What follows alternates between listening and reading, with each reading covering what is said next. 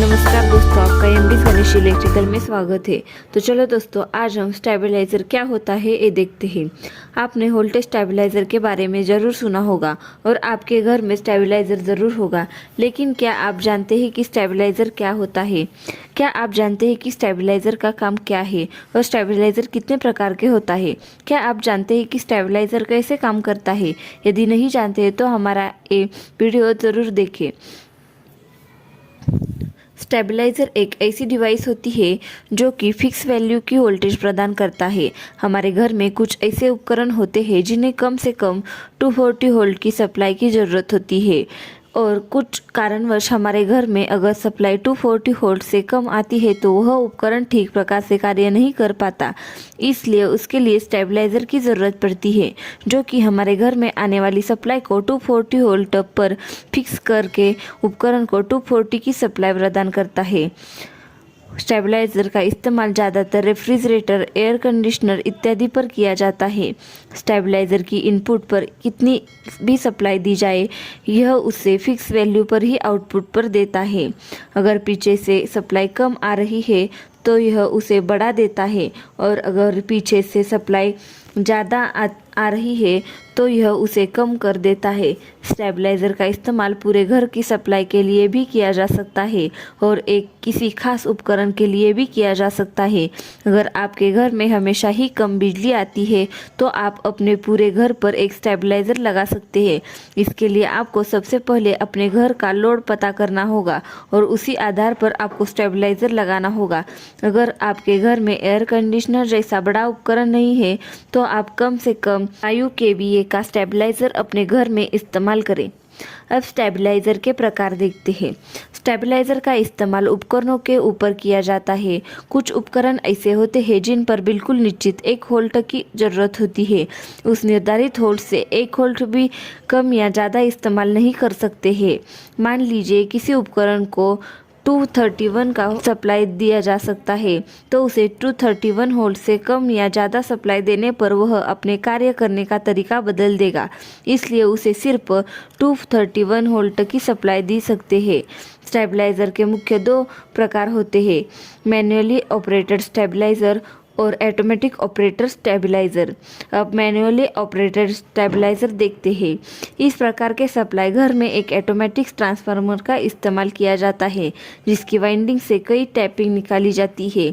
इन tapping को एक और बैटरी स्विच के द्वारा जोड़ा जाता है और उस रोटरी स्विच को हाथ से घुमाकर वोल्टेज को आवश्यकता अनुसार प्राप्त किया जाता है।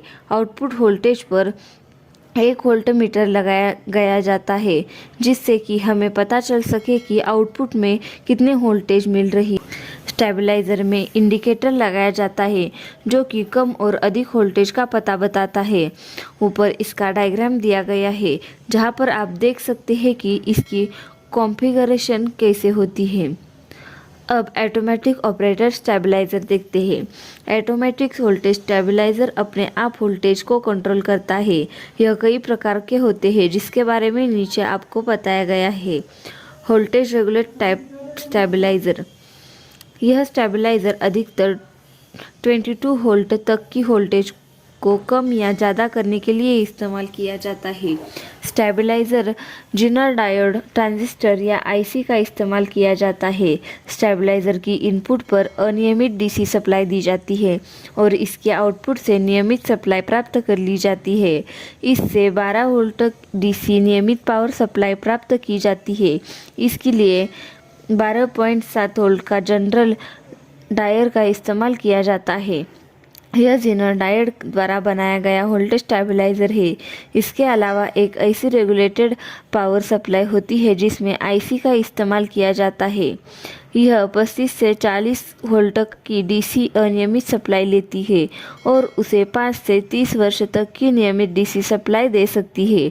इसमें आउटपुट वोल्टेज के लिए 25 किलो ओम का एक रेजिस्टर लगाया जाता है।